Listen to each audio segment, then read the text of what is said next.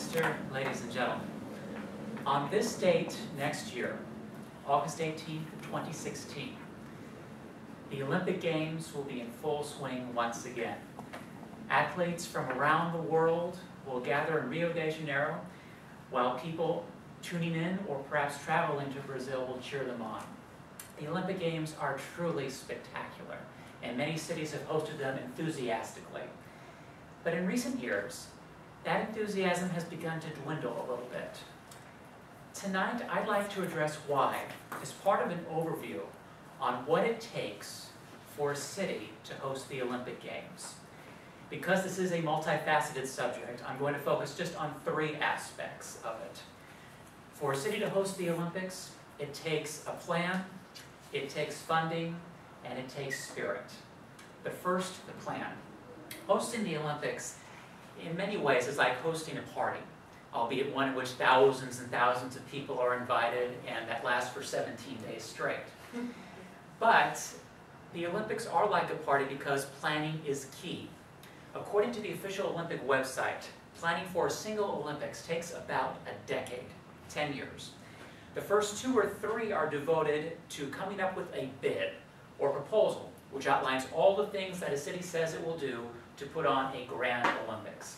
Some of these things include indicating how to house the thousands and thousands of people that will be coming to the city, how to transport them around town, how to keep them safe, how to keep them entertained, and where the venue is going to be placed to host these competitions.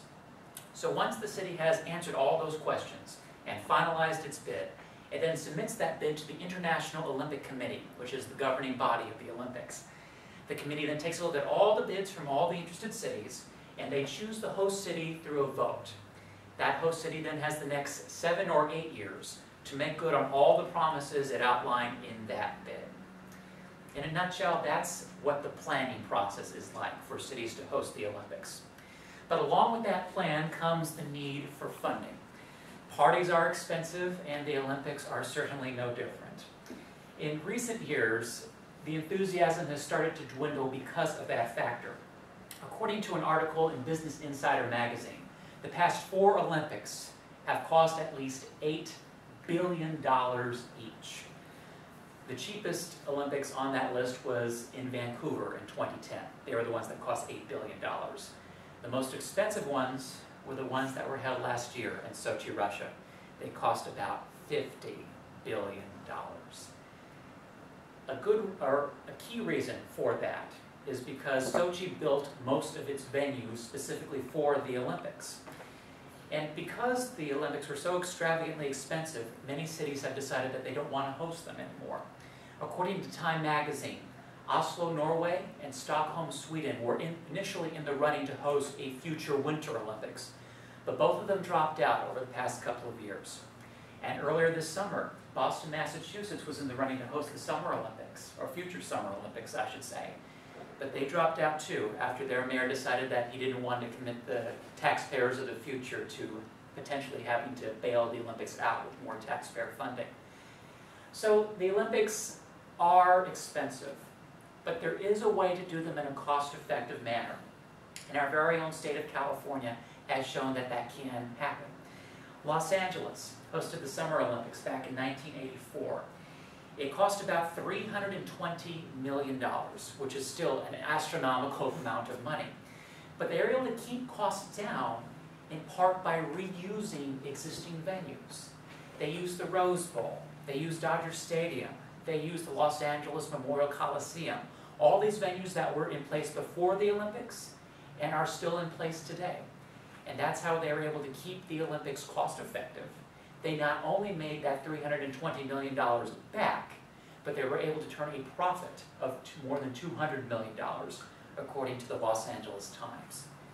So yes, the Olympics are costly, but there is a way to do it smartly without breaking the bank.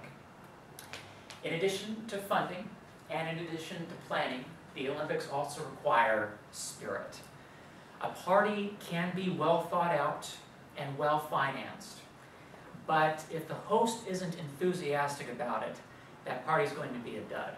So a city has to get behind the Olympics, with not only writing a check and making sure the arrangements are set, but by buying into the vision of the Olympics themselves. They're not just a series of athletic competitions. They're a chance to show international friendship. And the city's residents can do this in a number of ways. Some of the more small ways can be being a bit more patient when roadways seem to be a bit more clogged with travelers than normal, or if the lines at the airport get a bit longer. But some of the more larger ways to show international friendship is by being a volunteer at the Olympics. According to the official Olympic website, the London Olympics back in 2012 had 70,000 volunteers.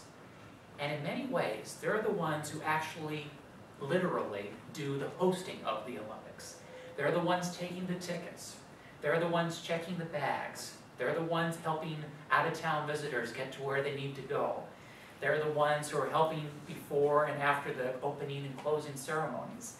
And it should be noted that in that official Olympic website, they noted that many of the volunteers had cheery, welcoming dispositions, which is very emblematic of having spirit. Overall, the Olympics are a big endeavor for any city to take on. They require a plan, they require funding, and they require spirit, among many other elements. If you're interested in finding out more about those elements, I encourage you to check out Olympic.org, and I also encourage you to tune in next year at this time as Rio de Janeiro hosts the world with its very first Olympic Games. Mr. Toastmaster.